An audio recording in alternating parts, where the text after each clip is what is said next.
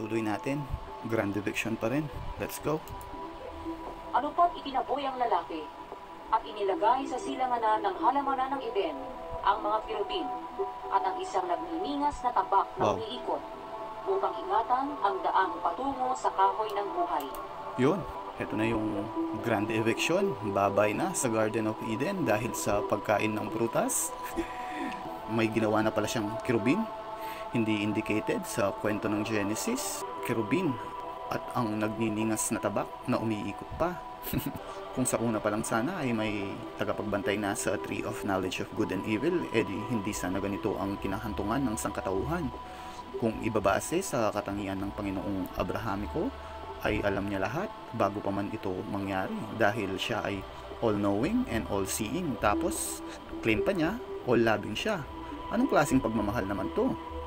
Ay nako, ano sa tingin mo? Deeper dive, una nating pag-usapan ang kirubin o anghel, kung susuriin kung saan galing ang konsepto ng metodologiyang ito.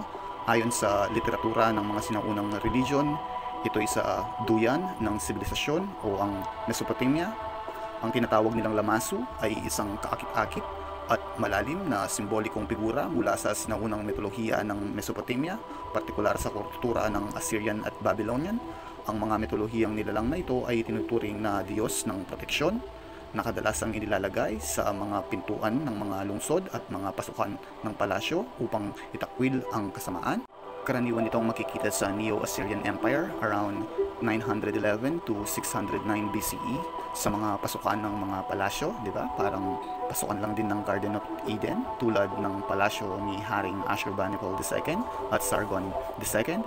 Ito ay nauugnay sa Panginoon na si Ninurta na tagapangalaga ng Dilmun o ang pinagkopyahan ng Garden of Eden, at nang maglaon ay nauugnay sa mga kerubin ng Biblia na nagmumungkahi ng cross-cultural mythological influence. Isa sa dahilan nito kung bakit malaki ang naging impluensya ng Mesopotamia sa mga Hebreo ay ang pag-exile sa mga Hebreo sa Babylonia na tumagal ng 70 years na nagsimula around 597 BCE hanggang around 538 BCE.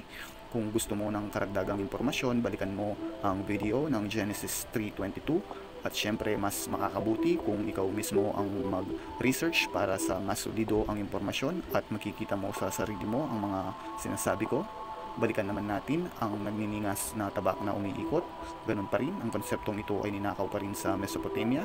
Ang nabanggit kong Panginoon na si Ninurta na tagapagbantay ng Dilmun o ang pinagkopyahan ng Garden of Eden ay isang Diyos na mandirigma, ay may hawak na celestial weapon na nagniningning na parang apoy at kumikilos sa kanyang sariling kusa. Malamang ang paghahalo ng mga mitolohiya o religious syncretism ng Mesopotamia at relihiyon ng mga Zoroaster na parehong may malaking impluensya sa mga may akda ng lumang tipan.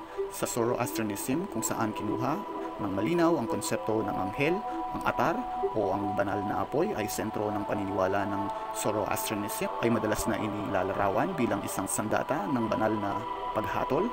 Tampok ang espada o sibat ng apoy sa mga kwento ng mga Fravashi, mga espiritong tagapangalaga, di ba? Parang mga angel din na nakikipaglaban sa kasamaan at tagapagbantay. Ang mga Diyos ay marupok na bagay, maaari silang mapatay sa pamamagitan ng kaunting simoy ng kasaysayan, kaunting dosis ng sentido komon. At tulad ng lagi kong sinasabi, huwag mong paniniwalaan ang mga sinasabi ko, mas makabubuting alamin mo upang mapatunayan mo ito sa iyong sarili. Peace out!